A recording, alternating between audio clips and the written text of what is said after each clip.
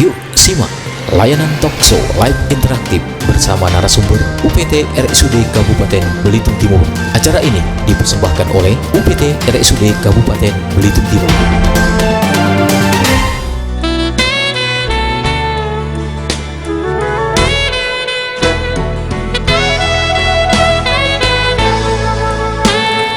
Assalamualaikum warahmatullahi wabarakatuh. Selamat pagi para pendengar Sisnet Radio dimanapun saja Anda berada. Masih di 90,5 FM Sisnet Radio yang dipancar luaskan dari Jalan Merbabu nomor 69, Kampung Gunung Bawah, Manggar, Belitung Timur.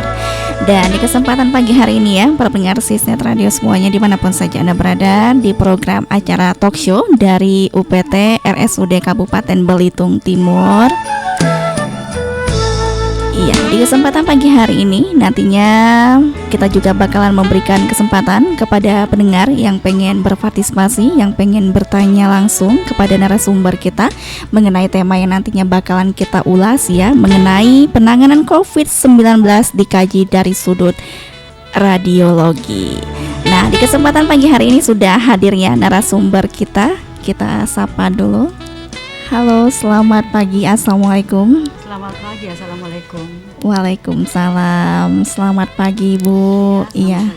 Silakan memperkenalkan diri dulu nih. Terima kasih. Selamat pagi untuk pendengar Sisnet semua yang ada di Belitung Timur. Iya. Nama saya Dr. Rima Ramba, MKes Esperat. Saya bertugas di Belitung Timur sejak tahun 2006 ya sampai sekarang. Saya sekolah mengambil S1 dan S2 di Makassar. Iya. Terima kasih. Iya, itu tadi dengan Ibu Dr. Rima Rambah ya. Iya, betul. Iya, SPRAD. Esperat, dan saat ini saya bekerja di instalasi radiologi RSUD Belitung Timur. Iya. Baik, itu tadi narasumber kita ya di kesempatan pagi hari ini. Terima kasih nih untuk Bu Dokter sudah hadir di studio kami ya di kesempatan pagi hari ini. Tentunya nanti kita bakalan membahas mengenai tema kita, penanganan COVID-19 dikaji dari sudut radiologi ya Ibu ya. Ya, mungkin sebelum nanti kita melangkah lebih jauh lagi, mungkin sedikit memberikan gambaran mengenai radiologi itu sendiri. Oh iya, oke, terima kasih Mbak. Saya jelaskan sedikit mengenai radiologi ya. Iya. Selama ini mungkin masyarakat kurang familiar dengan radiologi. Yang orang-orang tahu itu adalah ke rumah sakit mau ronsen, kecelakaan sedikit mau ronsen, patah tulang ronsen, bahkan dukun sendiri, dukun patah tulang yang ada bukan cuma di Tanjung Pandan, di daerah Belitung Timur juga banyak yang mengirim pasien-pasien dengan keadaan patah minta tolong ronsen. Jadi bukan cuma dari dokter aja, dari dukun juga ada ya Bu ya. Oke, baiklah, saya akan menjelaskan sedikit mengenai radiologi ya. Jadi masyarakat bisa paham, bisa mengerti bukan cuma ronsen, karena ronsen itu adalah salah satu bagian dari ilmu radiologi. Radiologi. Radiologi itu merupakan cabang ilmu kedokteran untuk mengetahui bagian dalam tubuh manusia menggunakan teknologi pencitraan, baik berupa gelombang elektromagnetik maupun gelombang mekanik. Jadi dokter yang mengkhususkan diri untuk berkecimpung di bagian radiologi itu disebut sebagai radiolog. Jadi radiologi itu akan memperlihatkan isi dalam tubuh kita dengan menggunakan teknologi pencitraan. Jadi di sini yang pencitraan bukan hanya artis, bukan hanya pejabat, tapi radiologi juga membutuhkan pencitraan untuk memperlihatkan isi dalam tubuh manusia. Iya. Itu caranya seperti apa tuh Bu? Misalnya? Itu menggunakan teknologi elektromagnetik ya, gelombang radiasi elektromagnetik dan gelombang mekanik. Jadi ini berhubungan dengan radiasi. Jadi berhubungan dengan radiasi. Jadi untuk pasien-pasien yang datang ke rumah sakit, kan banyak tuh yang sering minta ronsen. Iya. Jadi kita kan biasanya tolong dong Bu dokter, ini tulang saya patah atau ini minta di ronsen gitu biar lebih tahu gitu kan. Betul. Biasanya sih kalau seperti itu pasien kan datang ke rumah sakit atau dari poli ke UGD ya, atau dari UGD dokternya itu akan melakukan anamnesis terhadap pasien. Anamnesis itu wawancara dari dokter ke pasien. Dari situ 90% diagnosis akan ditegakkan. Tetapi dokter juga dalam hal ini para klinisi itu membutuhkan bagian penunjang untuk menegakkan diagnosa. Jadi semakin akurat diagnosa sehingga tata laksana untuk setiap pasien itu sudah sesuai dengan penyakit. Makanya kadang-kadang pasien yang datang ke dokter dengan keluhan-keluhan, dokter akan menganalisa. Jadi tidak serta-merta pasien datang, saya minta USG dok, saya minta ronsen dok, langsung di ACC sama dokter. Dokter juga lihat klinis dari pasien. Nah, kalau memang itu sesuai indikasi, maka akan dirujuk ke bagian radiologi. Nah, di radiologi ini yang bekerja tuh mesin ya. Iya, betul. Mesin pada saat kita melakukan X-ray itu mesin akan mengeluarkan gelombang radiasi elektromagnetik langsung ke tubuh yang akan kita ambil gambarnya. Dari situ akan terkonfirmasi ke komputer. Nah, disitulah yang disebut sebagai pencitraan. Jadi kelainan-kelainan yang ada di dalam tubuh manusia itu akan kelihatan. Tetapi untuk radiologi itu kan ada berjenjang ya. Betul. Untuk ronsen sendiri merupakan bagian dari radiologi. Jadi bukan cuman ronsen aja yang ada di radiologi. Ada fluoroskopi, ada USG, ada CT scan, ada MRI, ada PET scan. Nah, masing-masing punya kelebihan. Kalau misalnya di ronsen, misalnya sekarang musim COVID ya. Pandemi COVID-19. Pandemi COVID. Nah, itu yang kita butuhkan itu ronsen dada ya. Kalau secara kedokteran itu namanya ronsen torak ya. Jadi saat ini memang kita semua berkutat dengan COVID-19 ya. Betul. Pasien itu ada yang tanpa gejala, dengan gejala ringan, dengan gejala sedang, berat sampai kritis ya. Nah, pasien awal datang ke dokter seperti yang saya sampaikan tadi, itu dokternya akan melakukan anamnesis ya. Anamnesis di situ akan ditegakkan sekitar 90% diagnosa bisa tegak dari anamnesis yang baik. Nah, karena COVID ini seperti yang kita ketahui ya, dia akan berpindah melalui droplet ya. Droplet, jadi dia akan menginfeksi saluran nafas. Saluran nafas dari mulai mulut, hidung, ke tenggorokan, sampai ke bagian paru-paru paling bawah. Nah, untuk melihat situasi keadaan yang ada terjadi di dalam paru-paru kita, apakah ini berat atau masih belum ada gejala sama sekali, belum ada infeksi sampai ke bawah, biasanya dilakukan ronsen. Tapi pasien-pasien dengan yang datang dengan batuk yang ringan, biasanya dokter dari anamnesis kan saya katakan tadi 80% sudah diagnosa bisa ditegakkan. Dari situ kan bisa ditanyain apakah pernah kontak dengan yang COVID, apakah pernah berada di daerah yang endemi.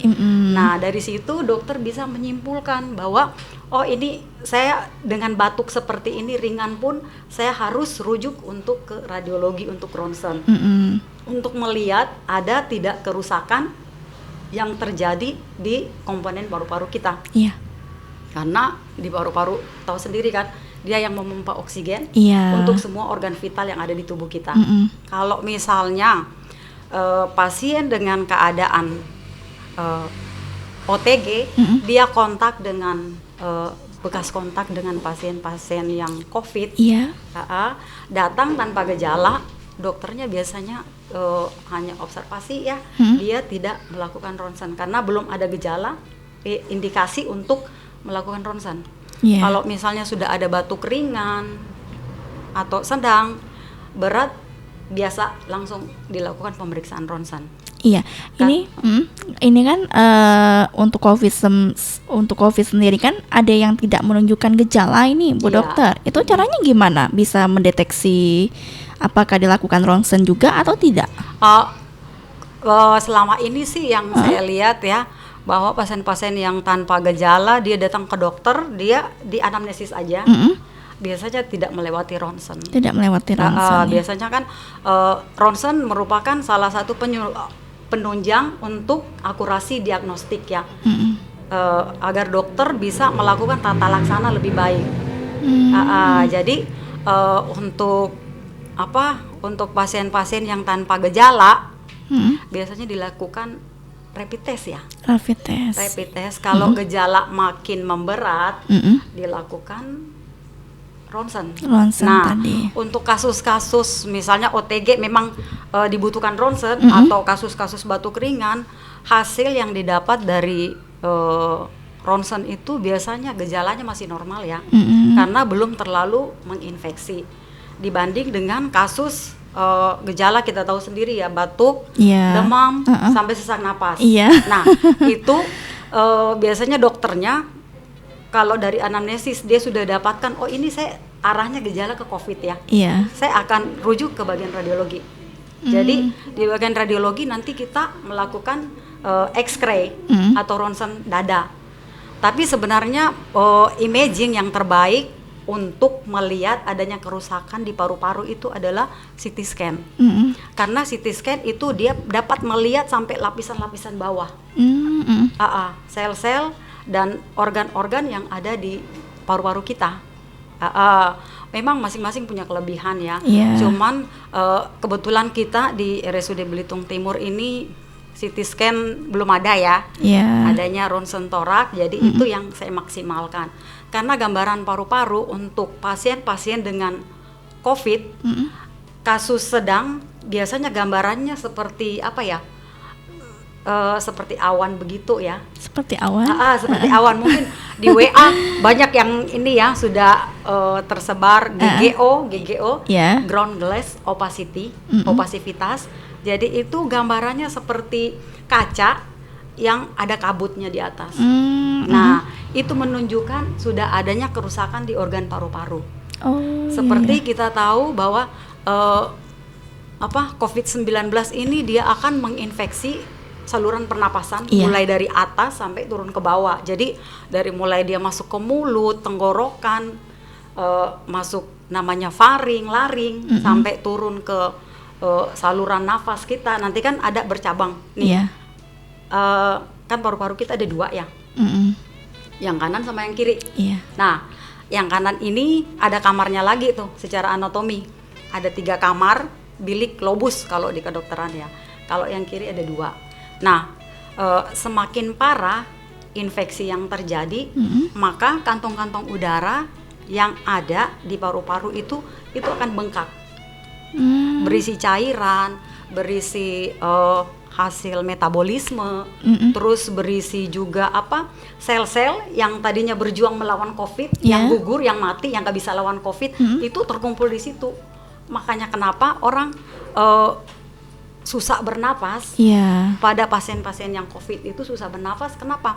Karena infeksi yang terjadi di paru-paru kita itu bikin kantung paru-paru bengkak. Kantung paru-parunya bengkak, akhirnya berisi cairan, terus sel-sel yang mati melawan COVID, juga hasil-hasil metabolisme.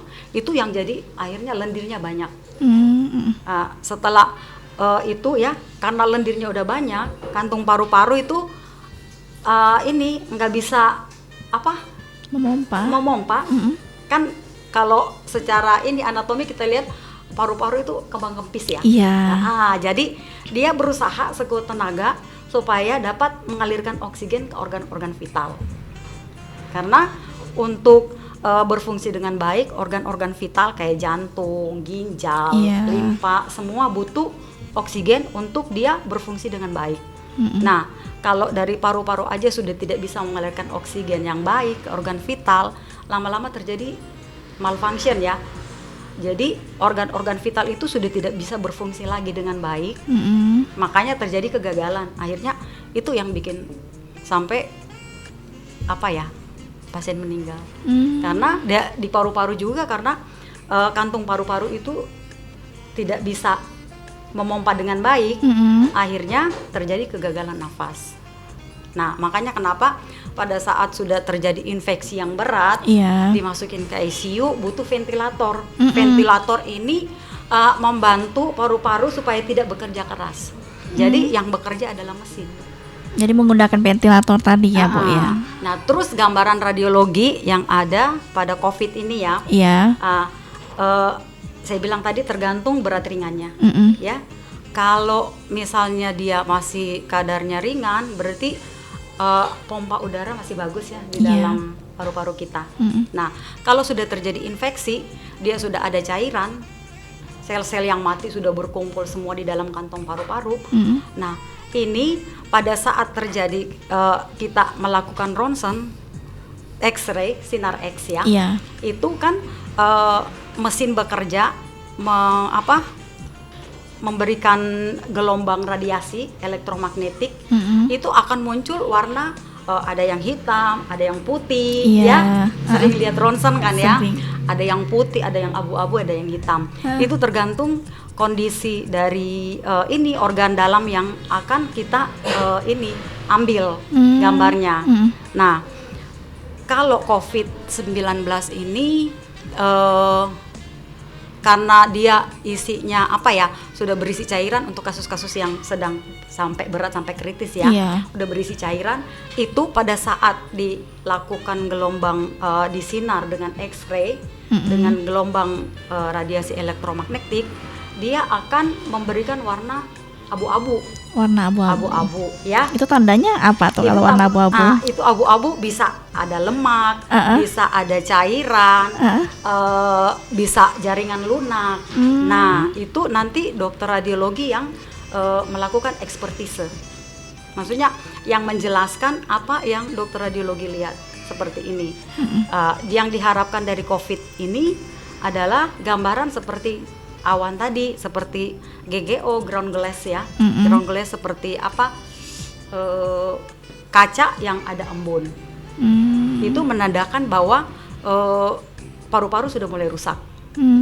Nah, yang pengalaman selama ini ya dari teman-teman saya, kebetulan di Belitung Timur belum ada ya. Mudah-mudahan jangan ada. Mudah-mudahan sih jangan ya Bu ya, kita berharap. Ya betul. Jadi gambaran yang didapatkan dan diharapkan oleh para klinisi dari rujukan mereka untuk ronsen itu adalah gambaran yang seperti awan tadi, seperti awan tadi. Iya. Untuk tahap awal dia biasanya masih gambaran putih itu masih ada di bawah lobus bawah ya, bagian bawah dari paru-paru, bagian bawah, di pinggir dan di belakang. Dengan semakin bertambahnya gejala, semakin sakit pasiennya, itu akan menutupi semua jaringan paru. Jadi makin lama kerusakan yang terjadi itu makin berat ya. Nah, lama-lama yang tadinya putih cuman di bawah, akhirnya semua yang saya sebut tadi bahwa paru-paru kita ada bilik-biliknya ya, ada kamar-kamarnya. Nah, yang tadinya cuma satu bilik yang kena, karena ini makin gejalanya makin berat, dia akan menutup semua paru-paru.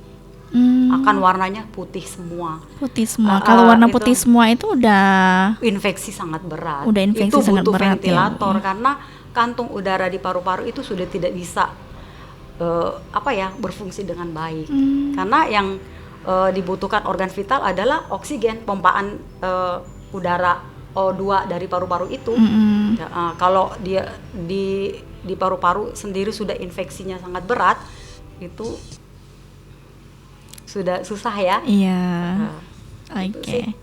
Baik, para pendengar Sisnet Radio dimanapun saja Anda berada, itu tadi ya sudah dijelaskan dari Bu Dr. Rimah Ramba mengenai tema kita penanganan COVID-19 dikaji dari sudut radiologi.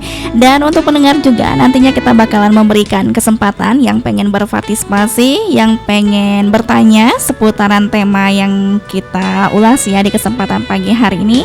Dan nantinya kita kembali lagi di sesi yang berikutnya. Tetap di 90,5 FM Sisnet Radio. Selamat mendengarkan tembang manis berikut ini.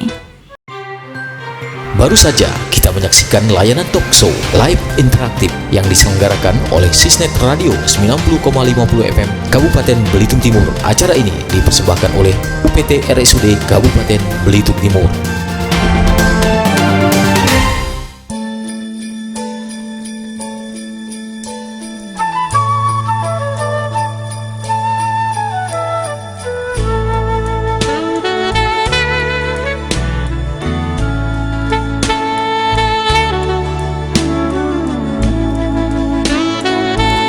Masih di 90,5 FM Sisnet Radio dan masih dengan kebersamaan Arin di ruang dengar Anda dan juga narasumber kita Dr. Rima Ramba ya di kesempatan pagi hari ini, tepatnya di program talk show dari UPT RSUD Kabupaten Belitung Timur dengan tema penanganan COVID-19 dikaji dari sudut radiologi. Nah, tadi kan sudah dijelaskan ya dari Bu Dokter mengenai radiologi ya Bu ya. Mungkin bagaimana proses penanganan dari sudut pandang radiologi Bu dalam pandemi COVID-19 ini? Oh iya, seperti yang saya sudah jelaskan tadi ya, bahwa radiologi itu adalah salah satu penunjang untuk menegakkan diagnosa dari klinisi ya. Jadi pasien datang ke dokter, nanti dokter yang bisa melihat apakah ini COVID atau bukan. Nah, dari situ bisa dirujuk ke bagian radiologi. Nah, yang diharapkan di sini bahwa untuk kasus-kasus pasien dengan COVID dilakukan ronsen torak untuk melihat seberapa besar terjadi kerusakan di bagian paru-paru. Karena seperti kita ketahui bersama bahwa COVID ini merusak saluran pernapasan ya, organ-organ traktus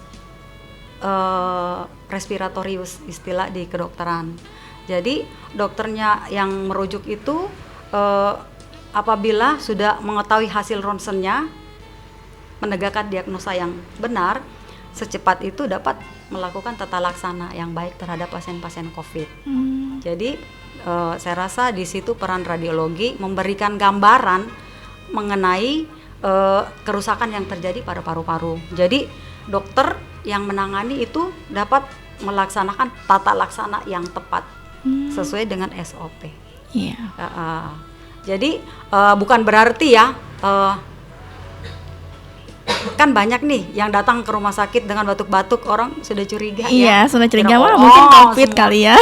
Curiga COVID, belum tentu. Karena itu prosedurnya panjang untuk menentukan ke arah COVID. Kayak kemarin ada pasien yang dari Jakarta ya, dia batuk. Ya namanya sekarang kita saling curiga ya. Jadi tertuduh sebagai COVID, padahal sebenarnya hasil ronsennya tuh bagus, masih bagus, dan bukan dia tidak diarahkan ke COVID. Lagian kalau misalnya dia memang positif COVID, ya, karena kan untuk gold standar dari COVID ini bukan radiologi, bukan ini ya, dari hasil swab yang diambil dari leher ya, dari tenggorokan, yang diambil dari mulut maupun dari hidung. Jadi untuk menegakkan diagnosa gold standarnya itu dari laboratorium, dari pengambilan sampel swab dari leher itu. Jadi di sini peran radiologi itu membantu klinisi aja, supaya diagnosa cepat juga ditegakkan, membantu diagnosanya lebih akurat dan tata laksananya bisa lebih cepat. Jadi tidak ada kata terlambat lagi untuk penanganan kasus ini. Itu sih dari radiologi ya. Ini tadi kan untuk yang di radiologi kan itu ada sinar X-nya ya Bu ya. Apa sih ini maksud dengan sinar X ini? Oh iya, sinar X. Sinar X. Jadi saya jelaskan sedikit ya bahwa sinar ini pertama kali ditemukan oleh Willem Conrad Ronson. Jadi namanya memang Ronson ya. Dia seorang profesor dari Jerman yang pertama kali menemukan sinar ini. Jadi dia juga penerima Nobel Fisika pertama. Yang menerima Nobel ya. Dia melakukan percobaan pertama dengan mengambil sinar ini, gelombang elektromagnetik. Dia memberi sinar pada kaca yang sudah dilapisi dengan bahan-bahan kimia, dan pada saat itu memang tembus. Dia sendiri kaget. Nah, karena dia waktu itu hanya percobaan, dia nggak tahu ini sinar apa. Akhirnya karena nggak tahu namanya sinar apa, ditulis aja sebagai X. Dikasih nama sinar X ya, Bu ya. Makanya sekarang X-ray, istilahnya X-ray. Iya, itu dipergunakan untuk apa sinar X itu, Bu? Sinar X itu seperti tadi untuk memvisualisasikan organ-organ ada di dalam tubuh kita, karena dia menembus kulit. Cuman kalau misalnya yang padat seperti tulang biasanya agak susah tembus ya, kayak logam, tapi tetap akan kelihatan gambar. Makanya pada saat kita ronsen itu akan terlihat ada jantung, ada paru-paru, ada tulang. Awal pertama ini ditemukan dipakainya buat ini ya, sinar X ini dipakai untuk perang Balkan.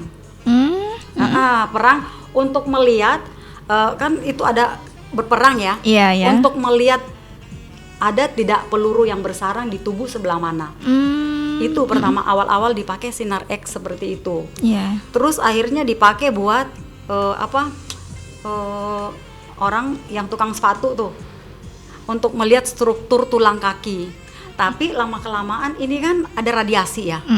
Seperti kita tahu radiasi itu sangat berbahaya. Akhirnya lama-lama setelah berjalan waktu, akhirnya dipakai buat untuk ilmu kedokteran, untuk kesehatan, untuk melihat organ yang ada di dalam tubuh kita. Kalau misalnya secara kasat mata kita secara ini ya nggak bisa lihat di dalam ada apa. Iya, benar juga. Jadi fungsinya tuh untuk melihat ada tidak kelainan-kelainan yang terjadi di dalam tubuh kita. Ada tumor atau ada cairan, atau ada macam-macam. Ada pembesaran kelenjar. Jadi dengan pemeriksaan radiologi kita bisa lihat kelainan yang ada di dalam. Karena kalau misalnya secara secara kasat mata kita misalnya kista ya. Itu kista untuk ibu-ibu atau gadis-gadis kan nggak bisa kita lihat. Itu dilakukan ronsen juga? Itu dilakukan USG. Seperti tadi yang saya jelaskan bahwa radiologi itu bukan cuma ronsen aja ya. Ada USG, ada fluoroskopi, ada MRI, ada CT scan, ada PET scan, banyak sekali. Jadi kalau kita USG, seandainya kita ada kista atau apa, itu menggunakan sinar X juga, Bu? Ya ini ya yang saya mau jelaskan bahwa untuk seperti yang saya jelaskan awal tadi, radiologi itu menggunakan gelombang radiasi elektromagnetik dan mekanik. Nah, untuk elektromagnetik itu listrik dan magnet ya. Sedangkan untuk USG sendiri menggunakan gelombang mekanik. Gelombang mekanik itu gelombang suara yang dipantulkan, misalnya alat saya USG ada namanya probe ya. Probe USG saya tempelkan di perut untuk melihat janin di dalam. Nanti dari situ karena gelombang suara dia memerlukan media rambat akan menembus ke bayi, dia akan terpantul ke alat yang saya tempelkan di perut ibu. Setelah itu akan keluar di layar komputer, akan kelihatan. Jadi tidak semua pemeriksaan radiologi itu menggunakan radiasi ya, elektromagnetik. Kalau USG itu yang aman ya, itu paling aman dari semua pemeriksaan. Paling aman. Iya, karena dia hanya menggunakan gelombang suara. Gelombang suara, tidak ada X-ray sama sekali, nggak ada radiasi. Untuk ronsen toraks saja itu sudah diminimalisir ya, radiasinya nggak terlalu banyak lagi. Beda dengan CT scan, itu radiasinya memang agak berat, agak besar ya. Iya. Apalagi untuk kasus-kasus dengan pasien yang agak gemuk ya. Iya. Nah itu karena udah pernah ngalamin ya Bu Dokter ya. Butuh energi yang besar untuk menembus lemak, menembus jaringan lunak. Makin tebal dia makin butuh radiasi yang besar. Itu. Ya. Baik, itu tadi ya mendengar sudah dijelaskan dari Bu Dokter Rima Ramba di kesempatan pagi hari ini. Dan untuk pendengar juga yang pengen bertanya mengenai seputaran tema yang kita bahas di kesempatan pagi hari ini, silakan ya. Kita memberikan kesempatan di layanan interaktif kami di 085924946896. Silakan kita memberikan kesempatan yang seluas-luasnya kepada pendengar ya di kesempatan pagi hari ini.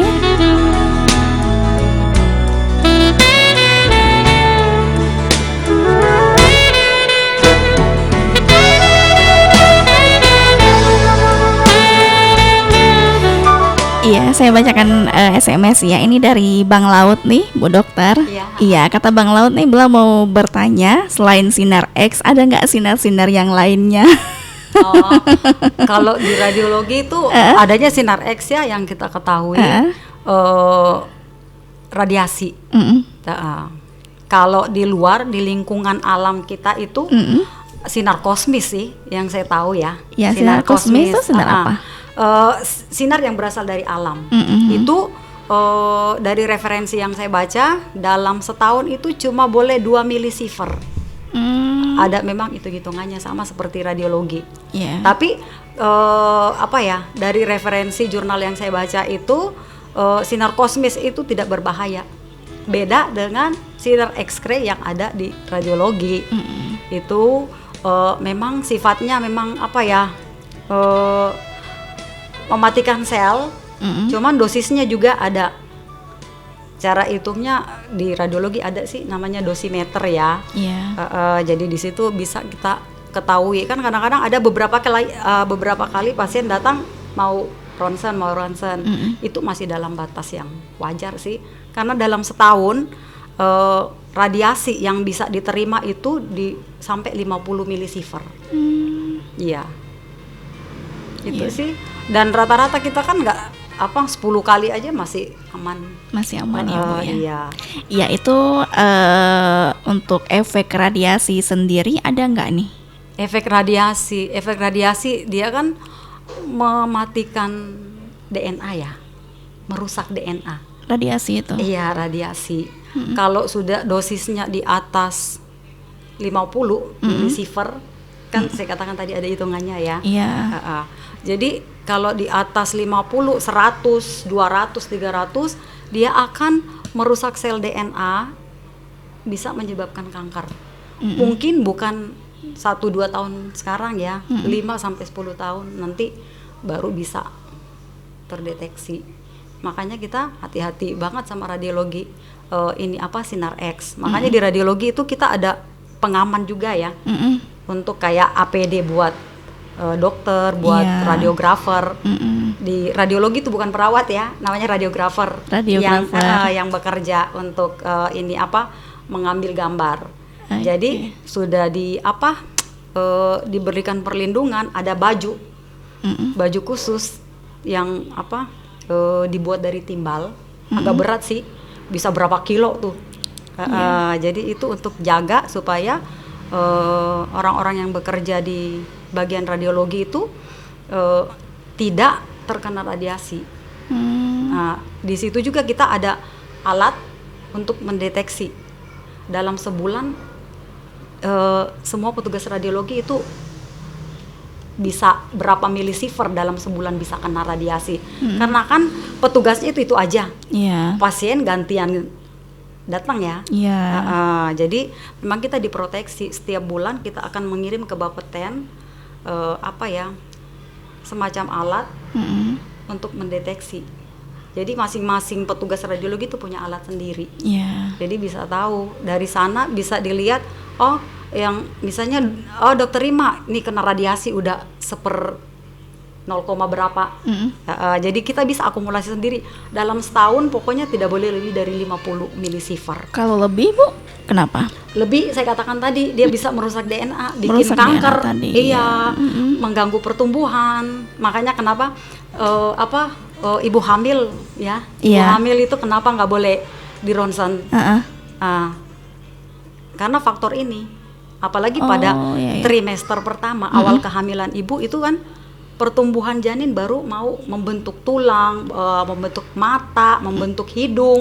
Jangan sampai matanya sudah terbentuk satu, dia kena radiasi, satunya nggak kebentuk. Makanya bisa menimbulkan cacat sampai keguguran. Makanya kita berhati-hati sekali terhadap ibu hamil. Tapi memang jadi ini ya, dokter juga banyak yang tergantung untung ruginya ya. Kenapa, dia melihat kegawat daruratan medis yang pada pasien. Kalau misalnya ibu hamil, dia lihat ini harus butuh ronsen nih, ini lebih penting dari semuanya. Jadi itu bisa direkomendasi. Karena kita juga kan seperti tadi yang saya katakan, kita ada alat pelindung diri dari radiasi. Nanti kita ibu-ibu hamil itu dipakein baju. Sehingga bayi terhindar dari radiasi. Cuman memang efek radiasi itu ya bisa membuat bayi gugur, bisa menyebabkan keterbelakangan mental. Banyak faktor sih, karena radiasi ini betul-betul ini ya merusak. Itu sih makanya kenapa bayi-bayi, karena dari hasil penelitian untuk hamilan di atas 8 minggu dia bisa menyebabkan keterbelakangan mental, gangguan belajar pada anak nantinya. Itu sih makanya kita sangat berhati-hati lihat untung ruginya, mana memang betul-betul dibutuhkan sekali atau tidak. Kalau misalnya tidak, ya sebaiknya nggak usah deh di ronsen. Cukup USG aja ya Bu. Iya, USG. Iya, kita bacakan dulu nih SMS yang masuk. Ada di kesempatan pagi hari ini yang pengen bertanya nih kepada Bu Dokter Rima ya.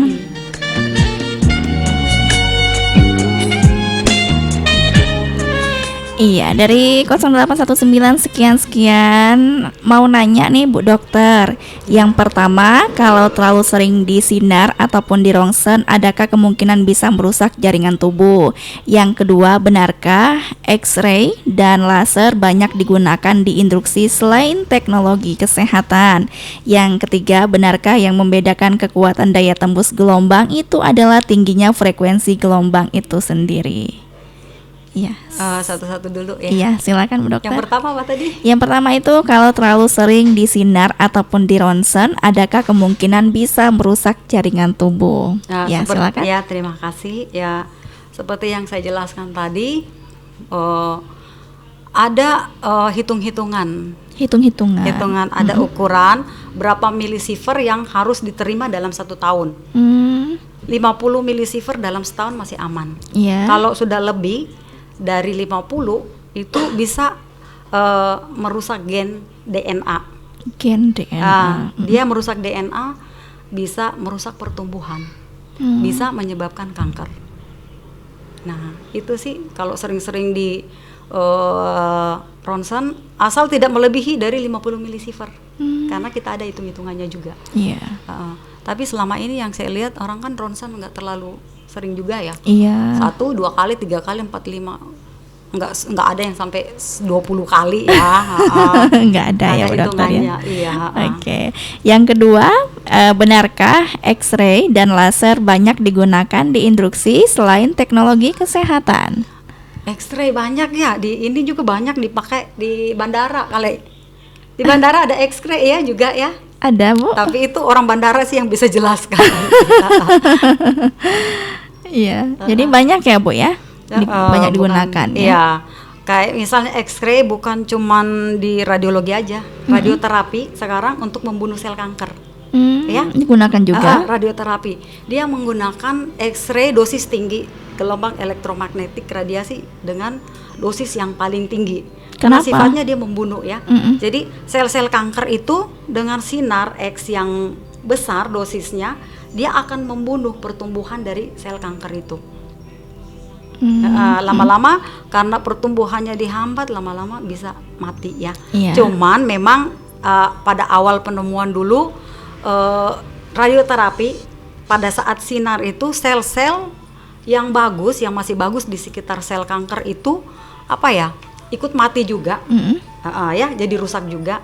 Cuman dengan bertambah majunya teknologi kedokteran, jadi radioterapi itu sekarang dia sinarnya cuman bagian kanker itu aja yang dimatikan. Sel-sel yang di sampingnya itu aman. Nggak berpengaruh gitu ya, nggak berpengaruh. Pokoknya sel kankernya aja yang dimatiin. Iya. Yang pertanyaan yang ketiga, benarkah yang membedakan kekuatan daya tembus gelombang itu adalah tingginya frekuensi gelombang itu sendiri? Waduh, kalau itu hanya sama yang fisika ya. Gimana nih Bu Dokter? Bisa nggak bayangkan mungkin ya? Coba nanti saya cari referensinya ya. Nanti saya akan jawab. Iya, itu tadi ya. Sudah dijawab ya dari Bu Dokter mengenai pertanyaannya. Untuk pemilik nomor ini nggak ada dikasih nama sih ya. Untuk pemilik nomor 081995 sekian. Nanti kasih saya ya itu. Iya.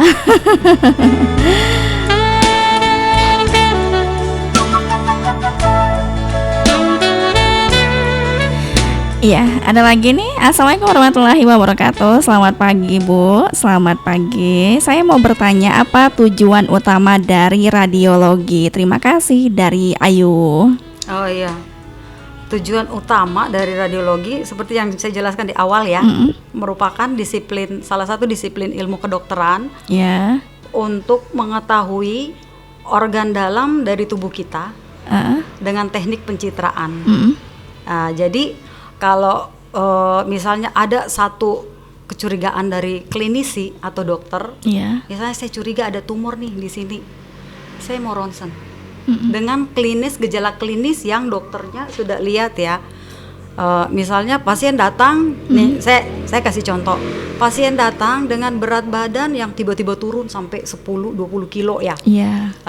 Ada riwayat merokok. Nah, dokternya pengen tahu ini penyebabnya apa? Apakah dia TBC? Apakah dia ada tumor di dalam? Apakah dia ada cairan di paru-paru? Fungsi radiologi di situ. Dia akan mencitrakan organ yang ada di dalam tubuh kita, lebih memudahkan para klinisi menegakkan diagnosa sekaligus untuk tata laksana. Itu sih radiologi gunanya. Jadi organ-organ dalam tubuh kita bisa diperlihatkan, ada tidak yang anomali, ada tidak yang kelainan, ada tumor tidak. Misalnya untuk bayi-bayi, ya bengkok nggak tulangnya, atau orang tua sudah miring ke kiri nggak, yang kita sebut sebagai skoliosis itu bisa dilihat di ronsen. Jadi bentuk tulang kadang-kadang kita lihat badan kita lurus, tapi perasaan ada yang nggak enak di dalam nih. Setelah dilakukan ronsen bisa kelihatan nih, oh tulangnya miring ke kiri, miring ke kanan, atau maju ke depan. Bisa dari radiologi bisa. Iya, berikutnya SMS selanjutnya dari Bang Biansel. Assalamualaikum warahmatullahi wabarakatuh. Waalaikumsalam warahmatullahi wabarakatuh. Selamat pagi Bu Dokter. Pagi. Iya, ada nggak pengaruh sang bayi menyusui ama ibunya sedang ibunya ada penyakit TBC kontrol? Terima kasih, dari Biansel. Kalau TBC, TB kontrol ya, penyakit TB kontrol ini mungkin TBC. Itu TBC. Jadi pasien-pasien dengan TBC ya biasanya berobat ke dokter, dari dokter ke radiologi. Dari radiologi, misalnya saya baca hasil ronsennya memberikan gambaran dia positif TBC. Nah, dikembalikan ke dokter, dokter akan memberikan obat. Obat itu bisa 1 sampai 6 bulan, bisa sampai setahun, tetap akan dikontrol mulai ronsen. Jadi pada saat foto torak, foto dada pertama, dokter bisa lihat kerusakan yang ditimbulkan sudah sebanyak ini. Diberikan obat, nanti kontrol lagi. Nanti dikontrol lagi. Nah, kalau misalnya ibunya berobatnya rajin, minum obatnya juga rajin. Karena kadang-kadang pasien bandel juga sih ya, suruh minum 3 kali sehari, dia cuma 2 kali. Makanya kadang-kadang foto kontrol, foto pasien kedua tetap sama dengan yang pertama. Tidak ada perubahan. Gak ada perubahan ya Bu ya. Iya, berarti kan sayang, rugi ya. Itu berarti dokter klinisi itu harus menambah lagi lama pengobatan. Nah, hubungannya dengan bayi, selama ibunya masih sakit, tetap akan menularkan ke anak. Menularkan ke bayinya tersebut ya Bu ya. Selama bakteri ya, tuberkulosis itu masih ada, dia akan menularkan ke bayi. Kecuali dia, walaupun dia merasa saya sudah dalam tahap pengobatan nih, tapi hasil ronsen itu masih positif ya, TBC, itu tetap akan bisa menularkan ke siapa aja. Kecuali dia sudah aman, hasil foto ronsen terakhir itu sudah negatif, mau nyusuin bayinya, mau kemana-mana, mau itu aman sih ya. Tapi selama dia masih dalam penanganan, masih memakai obat TBC, tetap akan bisa menularkan, karena kan bakteri beda sama virus ya. Iya. Jadi berpengaruh ke bayi. Ke bayi ya. Iya, itu tadi ya Bang Biansel sudah dijawab nih dari Bu Dokter Rima Ramba di kesempatan pagi hari ini.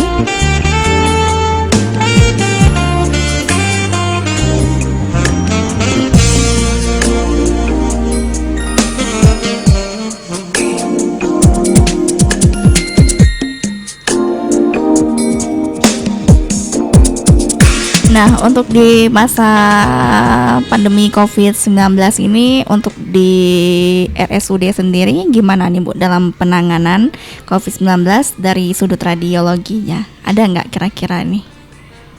Untuk penanganan ya, sementara karena pasiennya belum ada ya, yang datang yang dikirim ke radiologi itu dengan kasus-kasus seperti batuk, demam, dilakukan pemeriksaan.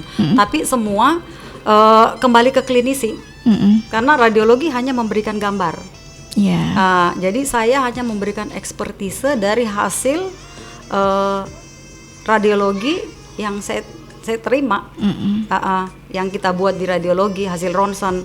Saya akan memberikan ekspertise. Nanti dokter klinisi yang akan menilai sendiri, karena yang mengobati kan mereka ya.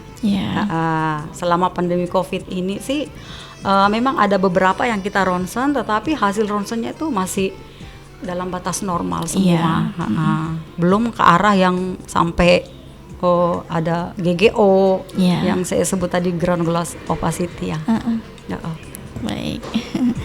Iya, sepertinya kita sudah berada di penghujung acara nih Bu Dokter ya. Mungkin silakan mau memberikan kesimpulan dari talk show kita di pagi hari ini. Silakan.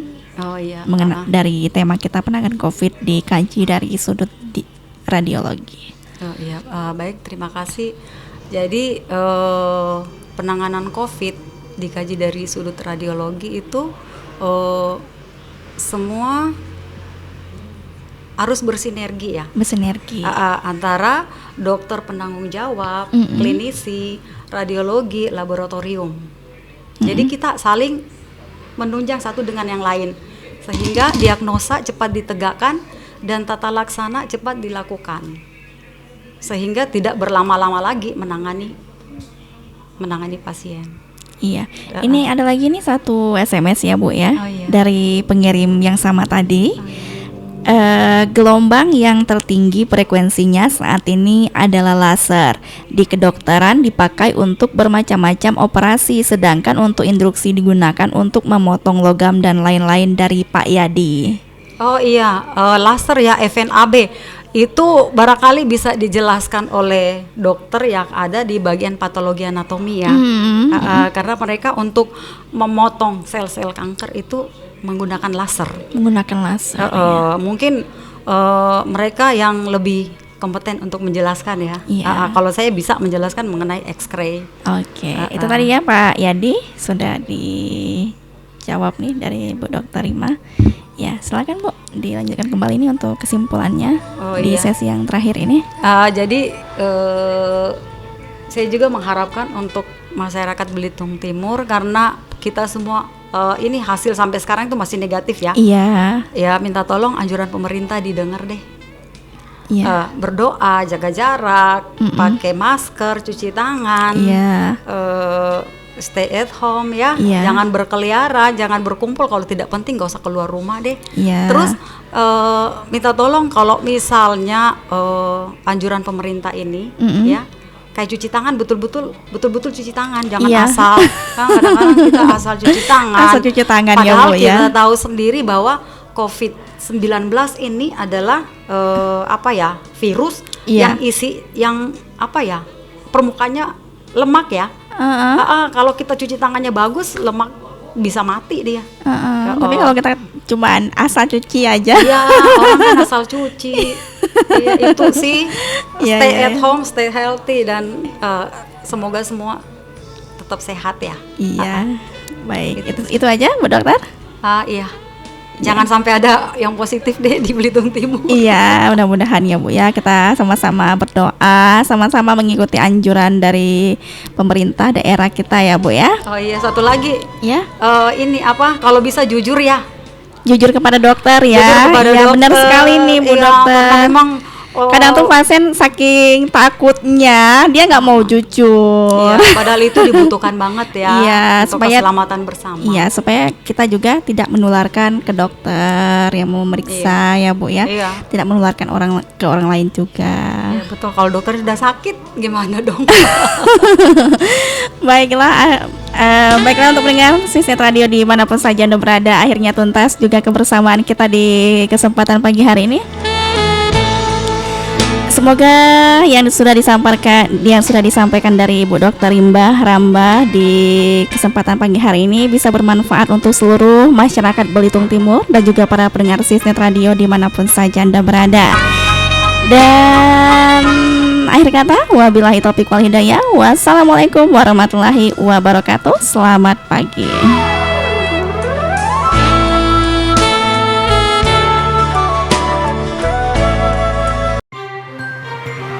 Baru saja kita menyaksikan layanan talkshow live interaktif yang diselenggarakan oleh Sisnet Radio 90,50 FM dan didukung oleh UPT RSUD Kabupaten Belitung Timur. Terima kasih untuk Anda yang sudah menyaksikan dan sampai jumpa di talkshow selanjutnya.